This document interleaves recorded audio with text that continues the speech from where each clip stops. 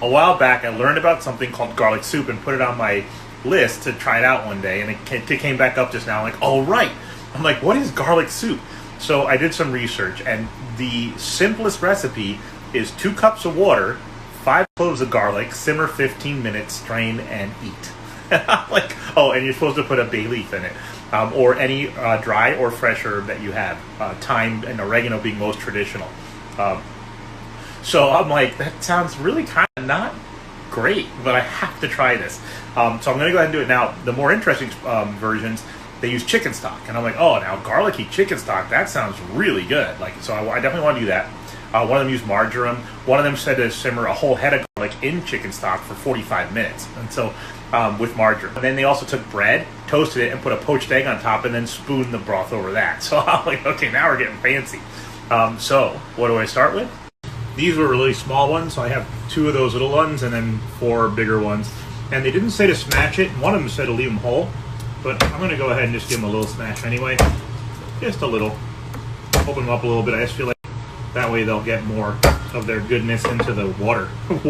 This is such a strange experiment, because honestly, if this ends up tasting at all good with just water, garlic, and some dried herbs or fresh herbs, you've got yourself a soup. It's astounding to me. So I happen to have some fresh oregano and basil from one of my previous experiments. So I'm just going to drop a little bit of this in there. Just some fresh thyme. And some fresh oregano. Did I say basil? I have that too in the fridge, but I meant oregano. And oregano. It's just coming up to a boil now. There we go. So I'm going to turn that down to a simmer now. And I can tell you, I already smell the garlic, but I really smell a lot of the thyme and oregano too, so I worry that maybe that wasn't, I don't know, you're supposed to put it in there, but I feel like I smell more herb than garlic right now. Maybe it just needs more garlic. Also, good news, I have a little spinach left over from the omelet. I forgot to put it in. So no matter what, if I stir this spinach into this soup, that's going to be yummy. Garlicky spinach is always a good thing. So the soup base, I think it's going to be wonderful. But all by itself, we're going to find out. And I'm so hoping this is going to be yummy, because honestly, I would feel like some kind of an alchemist if I could make people happy with water and garlic and a dried herb. Everybody has that in their house, right? Oh, right. Don't forget, always, a little salt, a little pepper.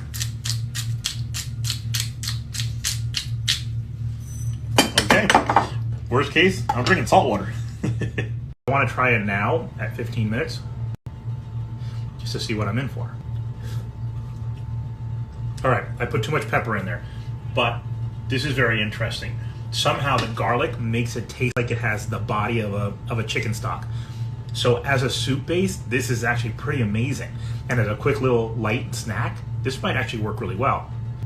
It has a richness to it just from the garlic. That's so cool. Yeah. So, boy, if I put that spinach in there, I'm sure it's going to be really phenomenal. But honestly, just as a quick broth, this is a phenomenal way to make a quick soup. In about 25 minutes to serve it up, you actually do strain out the solids. And you could use a food mill or a ricer as well on this, but you want to get all the garlic on here. And then you're going to use a spoon, and you're going to actually squish the garlic. And that's what the food mill would do, or the ricer. But you can also just use a strainer and the back of a spoon. And I feel like this is such a simple thing. Why complicate it with devices like those? And you can see all the garlicky goodness there. Now that should, I would think, give it a lot more garlic flavor than what I was tasting. And the herbs were definitely not overwhelming, so no problem at all with the herbs. Now I squished all the garlicky goodness in there. Take a little spoonful, and it's completely clear. It is a completely clear broth. I should have used a clear bowl. In fact, let's see what this looks like in a clear bowl, just so you guys can see just how clear this comes out. Or not. Huh, look at that. So, wow, holy cow. So I did not expect this. Look how dark that is. It looks like a chicken stock, but it's made completely with just garlic and herbs. It's not quite as thick, but it has a mouthfeel. And it's nice and dark. I just don't even understand how that did that. How cool is that? So this is very much like eating a consomme, and a good consomme is just amazing. So now, I think I've proven to myself that this is a decent soup base and a decent consomme if you just want consomme. Still mystified how it came out so dark. I'm now going to put the spinach in. Normally I would do this on the heat because the spinach is going to bring the temperature down, and maybe I'll put this back in the pot for a little bit. But I just wanted to mix in the spinach. So this is what my leftover was, and so check this out now.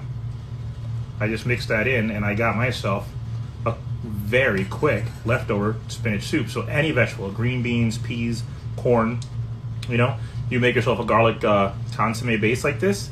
You stir it in, and you got yourself a delicious little quick soup. Serve this with maybe a little sandwich on the side. You're good to go for dinner. Well, that was a successful experiment. I switched to a silver spoon. I wanted you guys to be able to see just how green the spinach has turned this thing. Also, I mentioned that there was too much pepper in it, but with the spinach here now, it's balanced out that pepper. It's actually perfectly spicy from the pepper. They also say to finish with olive oil in some of the recipes. I'm glad I didn't. There's enough leftover butter in the spinach. You can actually see a little bit of layer on here from just that spinach. But and if you look at the edges of the bowl, do you see how it's green up against the edges like that? Really, really fun. So add to that a nice little cheese sandwich, or whatever you like, peanut butter and jelly, tuna, whatever it is. This is going on my rotation for sure as a phenomenal way to use up something. So bottom line, if you're gonna do just a consomme, back off on the pepper. But if you're gonna add an ingredient like this, pepper's good. And honestly, the spinach is the star now of this soup. And I think that's because it's such a nice light consomme. So if you really wanna show off a vegetable in a soup form, use something like this, and you'll be like, that is spinach soup, with a hint of something amazing just behind it.